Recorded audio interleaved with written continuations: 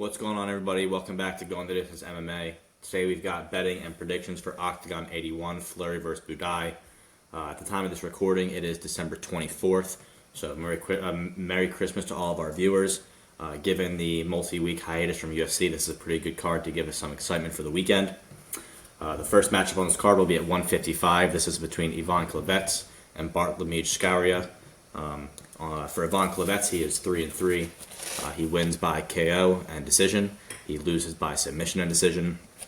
As with anyone who's 3-3 in this game, this is a guy who is relatively untested. He seems fair on the feet from the tape I could find. Seems like he has some pretty okay takedown defense. But what I will say is when he does get to either a position on bottom or on top on the ground, he does seem to leave himself very open for submissions. Like I said, whether he's on bottom getting submitted for pressure or whether he's on top, someone on bottom will get him in a submission. That's actually more frequent.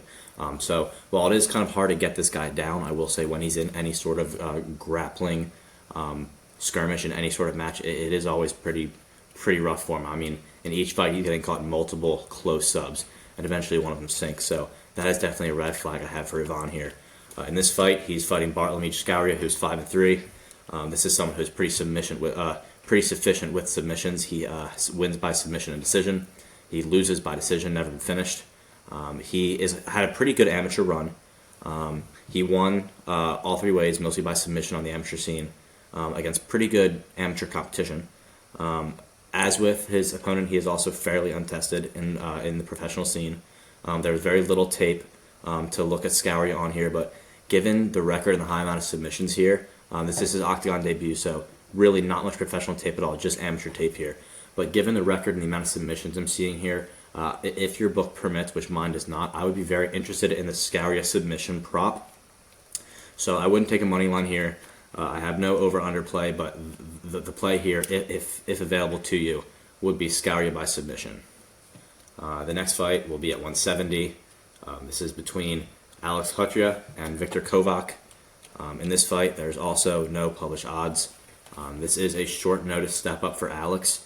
There are actually some odds published for the prior matchup, which is with someone who I can't remember at this time, but it was Victor against that person, but whoever that was dropped. Alex took his place, so no odds for this new matchup. In terms of Alex, this is a short notice step up. As I said, he's 2-0. His wins, both professional or by submission. He had also someone with solid amateur experience. He won all three ways. He did win once. He did lose once, rather, by decision on the amateur scene. But other than that, fully undefeated, never finished, clearly on the amateur scene. Also fairly untested given those opponents. I mean, he did fight some okay amateur comp, but it's nothing you can really measure him up on in the professional scene. There was no tape available, but impressive amateur record for this guy, and 2 wins by submission in the pros. On the other side, Viktor Kovac, a little more tape here. He is 1-1. His win is by KO. His loss is also by KO.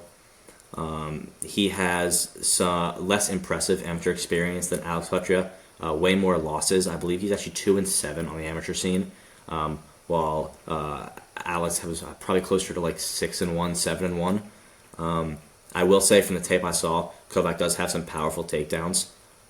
There was very limited footage. It was also only from the amateur scene, so what I can say is minimal. But I definitely like Hutria in this matchup. I'm hoping for perhaps maybe an underdog, given that's a short notice step up. You never know. I definitely think he has a better resume going in this, so he may show up as a favorite here. So we will definitely have to see, but the pick here would be Hutria for me once that money line becomes available. Next right here at featherweight, we've got Wojtek Cole against Hugo Vach. This is one of my fights I'm more looking forward to. That's just because this one is lined as a pick'em. Vojtek at -115. Vach at 105. I probably have to call him Cole and Vach because Vojtek and Vach sound too similar. So we'll go Cole and Vach. Vach at -105. Cole at -115. For Cole, he is 3-0. He had some okay amateur experience with some wins, some losses. He's won all three ways for his wins. He's undefeated as a professional, as you can see, at 3-0. He's fought good comp, given that he's only been fighting for 3 fights. I believe his last fight was against someone who was 5-1 and who was favored to win going into that matchup. I will say that at range, it seems like he could get outstruck. He's not tall, he's not lengthy, and someone who stays on the outside of wins for point striking could do well here if he can do that for 3 rounds. I will say that he's a grindy pressure striker. He has good takedowns, he has good control, he has good hard ground and pound, good submissions. So it seems like once he can either get in the pocket to the wrestling or to the ground, he's good. At range, he can definitely be outstruck by mediocre competition. On the other side for Vach, 6-1. He has less amateur experience, more pro experience. Similar level of competition between the two of these guys. Vach has won by KO and decision. He has lost by decision, never been finished. I will say that this is kind of similar to... These guys are kind of similar to one another stylistically. I will say that I think Vach is better at range, but he has struggled against similar guys that put on that similar pressure as Cole. You know, that grinding in your face, getting to the mat, staying on the mat pressure, ground and pound. So I do definitely see Cole getting several takedowns here. Don't expect that to be available on any books, but a takedown line would definitely be interesting. But I do definitely like Cole in this matchup on the money line.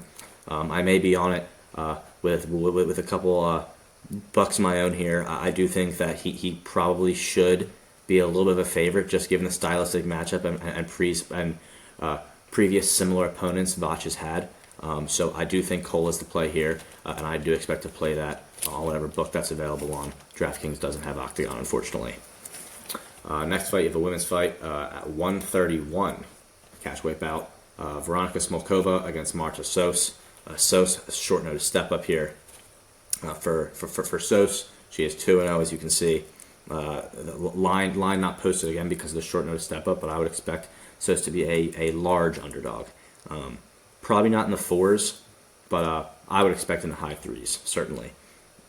She has won by KO and submission, so she is a finisher in the fight she has been in.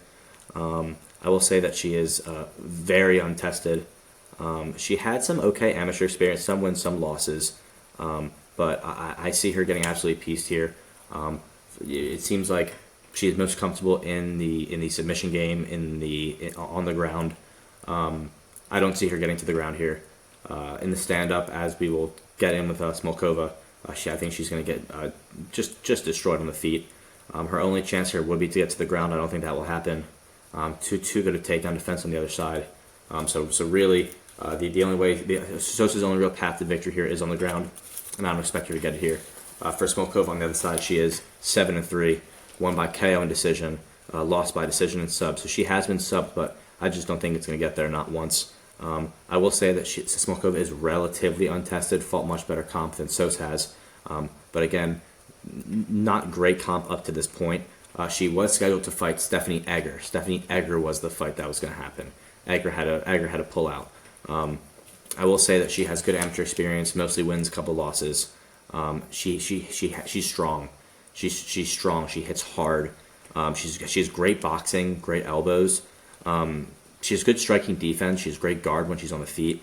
She has good takedown defense, good enough takedown defense to where I don't think Marta Sos really has a chance to get her down, not even once, like I said. She may get her against the cage for a few minutes, but Veronika's great against the cage.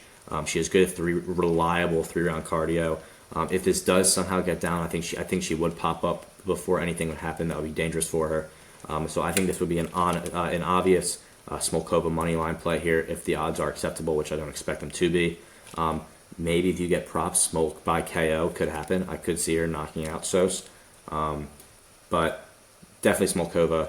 Don't expect the odds to be good enough for me to be interested, but Smolkova is certainly the play here. Next fight, this is someone who I'm actually pretty interested in watching, Jonas Maagard. He's fighting against Elvis Silva. Jonas Maagard coming in at -500, Elvis Silva at +375. So what I'll say, we'll start with Elvis Silva. Elvis Silva 15-8. He wins by mostly decision, most often. He loses all 3 ways, but mostly by decision as well. This guy frequently goes the distance. He's fought some good comp, less impressive than Jonas, which we'll get into shortly. He has fought Gabe Santos in the UFC, who he lost to. He has good rear leg kicks in the fights I saw. It seems like a very high percentage of the strikes he's throwing are kicks with his rear leg. To the legs, to the body, to the head. He can really place them well on all 3 targets. He does seem fairly low volume. and it seems like his bread and butter is in the stand-up from what I could see. He has some hands he uses, but mostly that rear leg kick from what I saw. He has some straight punches, some hooks, but like I said, he's very heavy on those kicks. On the other side, Jonas Maagard here, 18-7, wins by submission and decision, mostly by submission. Lost all 3 ways, mostly by submission as well, interestingly enough. He's fought solid competition. When I took a look at his record, he has really good takedown defense from the fights I saw, really good hips. He got taken down a few times by his last opponent, Nesbod, but that's an elite wrestler. So generally outside of that, he is pretty on lock takedown defense. When he does get down, he pops up. On the feet, he's precise and he's fast. He has great footwork and distance management from what I've seen, in and out really well. He has takedowns himself when he needs it. He had one fight against Igor Severino. He is the guy who bit I forget who he bit, some other Brazilian. He bit someone on the Contender Series, Andre Lima, I think, it was him. He was fighting Igor Severino, and he was getting popped on the first round in the feet. Just popped at distance, and he really showed his takedowns, kind of like the desperation takedowns, but he has them, which is always good to know against a guy who is a striker who's going to be going for head kicks all the time with his rear legs. So I definitely see Maagard be able to do this. He's fought much better comp. Jack Cartwright, Felipe Lima, Liam Gittins, Igor Severino. So I think the odds makers agree with me on this one that Jonas Maagard would be the obvious play here. If his money line is anything around 500, by the time you get to it, you could put it in a parlay somewhere. But Maagard definitely the play, and definitely a big favorite. For the last fight in the prelims, this is at light heavyweight. This should be an exciting one. This is Milos Petrusek against Mateusz. We're just going to call him Mateusz. I apologize, Mateusz. I cannot do that last name. I do try my best here, though. Petrusek is at minus 185. Mateusz at plus 160. Starting with Petrusek here, he is 13-8. So these are two guys with not fantastic records. Two guys who are well seasoned though. 13-8. He's a finisher. Most of those finishes being subs. He has lost all 3 ways. Most of those losses being by decision though. He has fought some good comp. A guy who's 8-2. A guy who's 21-5. Good takedowns when he's down there. Good ground control. He has some good subs. He has some good kicks. He's strong. He has huge legs. This guy was freakishly jacked in the tape I watched. Seems to get some okay striking, serviceable. Nothing that like really impressed me, but nothing where I thought it was like a giant hole. He was okay. He has a good chin. He has great cardio. He has some good counters that he showed in the fight against Jeremy Kimball. That was a crazy fight. You should go back and watch that one. It's on YouTube if you'd like. I think that he should be the pick here for me. I think that minus 185 is a pretty good number. Getting into Mateusz here, this guy's 15-1. So taking out that one fight, this is a guy who's winning at a 50% clip, which isn't great at this stage in the game. Definitely less impressive record. Similar level of competition though to judge these two guys against. He's won all 3 ways. When he loses, it's always by finish, mostly by knockout. This guy's tall and long, and I will say he does use it well. He does throw a lot of hooks, and I always like to see tall fighters using mostly straight punches. He also stands up kind of straight and tall with his chin up. He is fairly hittable. You can see that on his record. It's quite obvious with all the KO losses.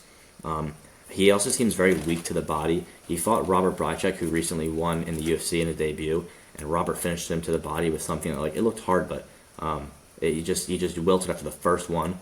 So definitely weak to the body. He has some desperation takedowns that I've seen, which is always good to know in a fight at light heavyweight. When he connects, he has good power. He has some good knockouts recently as well. He also has some sub game. Nothing that really wows me. On the feet, I think he throws a lot of frivolous techniques, a lot of spins that aren't realistically gonna hit, like spinning body kicks are off to the side that are just kind of made just to look cool. I just don't think he's going to be up to par here, and I definitely think that if this gets extended, he's going to be a train wreck. So Petrusek is certainly the play here.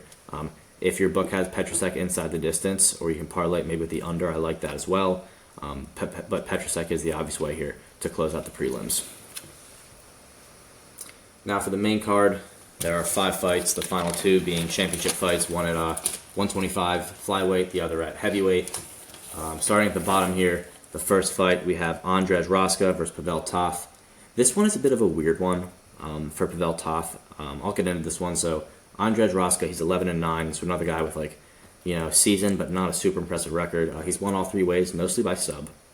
When he loses, he gets finished.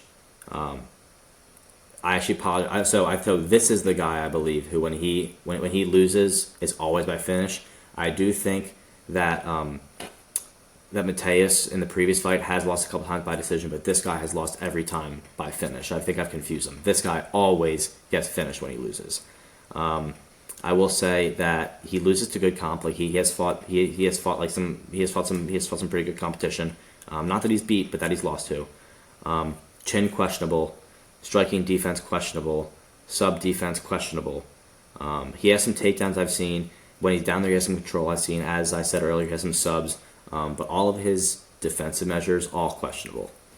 On the other side, Pavel Toth, 0-0. I couldn't find any experience anywhere for this guy, amateur or anything. I think that this might be this guy's debut. I've seen clips of him training. I know he's been training. This is not just some guy off the street. But I think, and I may be mistaken here, but I think this is some sort of like Czech fitness, like celebrity guy sort of thing. From what I could tell from my research. I think it might be sort of like, to me, it looks like this might just be a gimmick. I think I just don't think he should be there. At least I don't think he should be, taking his debut against a guy who's 11-9. So I really don't know. I really don't know what's going on with this one. Very little to see for Pavel Toth. No tape, none. So I would completely avoid any side here. Gun to my head, who's the side? It's Roska, because I know he's been in fights. I have more interest in the under 2.5, maybe the 1.5 if you want to get a little risky. Roska's always been finished. Toth maybe doesn't know what he's doing. So I definitely think the unders here could have some value. On this main card in general, I'll be a lot on overs and unders. I was on money lines in the prelims. I'm on over-unders here more. And this one will just be an under. This is a weird one. I don't know. Not much to say about this one. Weird fight. Next, we are back up at heavyweight. We have Patrick Vespasiani versus Daniel Skor. Vespasiani, he is 6'7". He is tall. He's 6-2. All wins by knockout. All losses by knockout. He's powerful. He has some disgusting knees, and he's tall, so his knees get up there. He's got good ground and pound. He's got good, serviceable enough striking defense. He has been knocked out, but he does have serviceable enough striking defense. Sometimes he can lead his chin up. Sometimes he can be hittable. But he's fairly educated in the boxing, it would seem. I would say he's a round one guy. He's powerful. Cardio does fall off. There to get knocked out just because of the nature of how he fights up in the pocket. He's one of those guys who's just kind of like live by sword, die by sword. I like to say this is one of those guys. On the other side, Daniel Skor is the underdog coming in at plus 130. He is 10-4. He's won all 3 ways. Mostly by knockout. He does get finished when he loses, mostly by sub here. He's fought more experienced comp. He has more experience himself. He has good chin and good recovery. He has a lot of power. He uses straight shots really well. I think better than Vespasiani given his size. He has a really good blitz. He's more proven. He has more proven cardio. I've seen him go the distance. I haven't seen Vespasiani go the distance. When Vespasiani has been late, he hasn't looked good. Skor has shown to be subbable, but that's not Vespasiani's game. All wins by knockout, all losses by knockout. This guy's looking to scrap. He has Vespasiani does have good striking, but that just hasn't shown to be the easiest path to victory against Skor. At this price, at plus 130, I am on Skor as an underdog. I think he's a pretty good underdog this week. Skor moneyline will be the play for me. If you can get a KO for Skor, take that. If you can get the fight to ending KO at probably a little bit of a worse price, you can take that as well. Under 1.5, I think, has some value as well. So Skor early KO is what I would be shooting for here. Could definitely see a Vespasiani early KO as well. So you could just take early KO in general if you'd like to cover yourself on both ends. Up next, third to last fight here, middleweight, we have Patrick Kinsel. At first I was calling him Kinkle, but it's Kinsel. I made sure of that. Versus Robert Pukac. For Patrick, he is 28-12, won all 3 ways, mostly by knockout, lost all 3 ways, mostly by decision. He has fought high-level competition, high-level Octagon comp, high-level KSW competition. He does seem to be comfy in both stances, conventional and southpaw. In his last fight, he went to southpaw to feel more defensively sound against, I believe, Madurov. So he has good from both stances. He has good looks from both stances. He can get outstruck on the outside. You could see that in that Madurov fight, but that's not something I think that's going to happen in this one. He has shown to have somewhat suspect takedown defense, but again, this is against such high level competition. He has some takedowns himself, but again, he's fighting really, really impressive competition in his last few. Pukac on the other side, 20-13-1. He's won all 3 ways, mostly by decision. He's lost all 3 ways, also mostly by decision. This guy goes to the distance quite a bit. Less impressive competition, like I said. He is on a 4-win streak. These two guys fighting have similar builds, similar styles. They both hit hard. Pukac has huge legs also, ginormous legs. So those kicks, I'm sure they hurt. This is two guys who fight very similarly, fighting each other.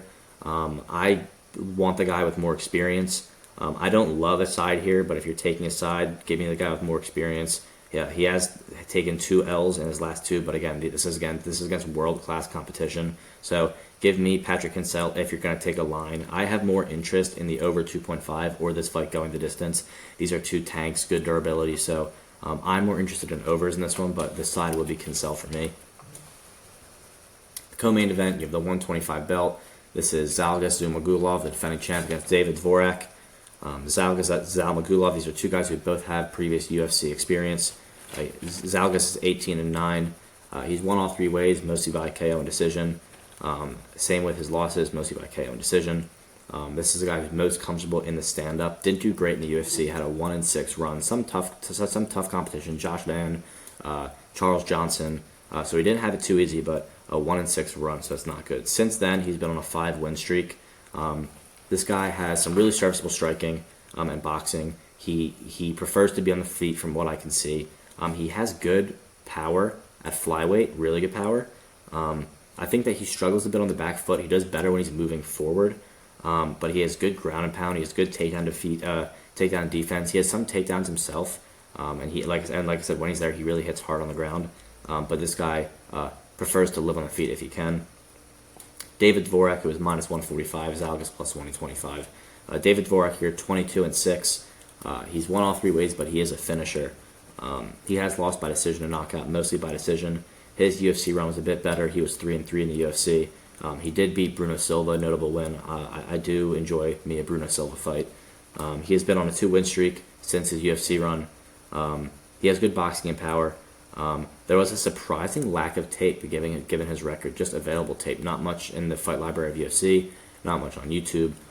So just not much tape in general. But this is someone with a better UFC record against and better UFC performances, a better record in general. So while I don't feel super confident because I haven't had the ability to do that much tape, I do like Dvorak here. I also do like the over 3.5, given this is a 5-round championship fight. So the side is Dvorak if you want it. The over is 3.5 is the one I like. I would say this is like a medium confidence. Like I would go small on either of these bets if you're doing them. But Dvorak is the side for me. Could definitely see Zhalgas winning, but Dvorak is the side for me. Main event, this should be an exciting one. This is a heavyweight. This is Will Fleury, who is the current Octagon double champ, light heavyweight and heavyweight. He won a light heavyweight belt in his last fight, moved up to heavyweight to defend against Martin Buday. Will Fleury +155, Martin Buday -180. Will Fleury 15-3, double champ. He wins all 3 ways, mostly by decision. He loses all 3 ways. He's fought solid Octagon, Bellator, and PFL competition. He is a southpaw, which is fun to see at heavyweight. He's on a 9-fight unbeaten streak, which is impressive. He seems good on the feet. He's strong and fast. He kind of lunges in and lunges out with these jabs. And at that weight, a lunging in jab can split you open, as has shown in his last fights. He has good takedowns himself, powerful takedowns, athletic takedowns. This is a guy who's moving up. Has a lighter man skill. He's athletic. He's explosive. And I think that explosivity is what he has to rely on here against someone who's going to be a lot bigger than him and a lot heavier than him. I do think that sometimes he can get a little bit too like bouncy. He'll just like kind of bouncy and like flick his hands around back and forth, but while he's staying in front of his opponent. And in that 5-round fight at that weight, I think that can suck a lot of energy out of you. Also against someone who is as large as Martin Buday, you need all the energy you can get. So I do think that Fleury has to rely on that explosiveness here if he's gonna have a chance. On the other side, Martin Buday, 16-2. He's won all 3 ways as well, mostly by decision and knockout. He's lost by knockout and decision. He had a 7-1 run in the UFC. I think it's one of the worst cuts recently, given the lack of the lack of depth at heavyweight. I don't know how you get rid of a guy who had a 7-1 run just because he tends to go the distance and isn't the most exciting guy on the roster. That really was a shame. One of the 2 worst heavyweight cuts, along with Jairzinho Rozenstruik, that I can think of recently at heavyweight. He did get knocked out by Gaziv, by the Blob himself. This is usually a decision guy. He's going to have a big size advantage here. I think that's like one of the most notable aspects of the breakdown for this fight. Buday's size advantage. He's a natural heavyweight, a big heavyweight against a guy who isn't moving up for this fight but has moved up. A light heavyweight champion, moved up heavyweight champion. Buday's a fundamental safe striker. A lot of cage control, which is going to be big with his size here. I think it's going to be not very hard for him to hold Fleury against the cage. I don't think that Buday pushes too much of a pace, as you can see by a lot of recent decisions, especially at heavyweight. He just doesn't push a pace. But I do think that the size here is going to be too much. I think that the only way Fleury wins is via some early round explosive energy. I think that assuming Buday gets past that early explosive energy, which does last, but it also tapers off for Fleury, I think you'd expect to see Buday win a decision or win late. The pick here for me will be Buday. I do like the over 3.5 as well. You could parlay him in the 2 fights if you'd like. I just think the size is going to be too much, the experience. I think he's going to know how to stay out of trouble. He's going to know how to wear Fleury down, get past that early explosive maximum energy. He'll just be able to take this fight, be it cage control, be it fundamental safe striking. I think he'll just be able to do it. So those are my picks overall for this card. Just from a quick bird's eye view, the ones I like the most here, that Scallier submission stab, that Vavajtek Cole money line I like as well, Petrasek money line I like, a lot of big favorites on the early card, so maybe not too many you can get at there. That under on the Roska Toth fight I do love, Skvor the underdog, and then the overs in the final 3 fights. So if you have access to this card, it's all we got this weekend, so have at it. Merry Christmas to everybody. Goodbye and good luck.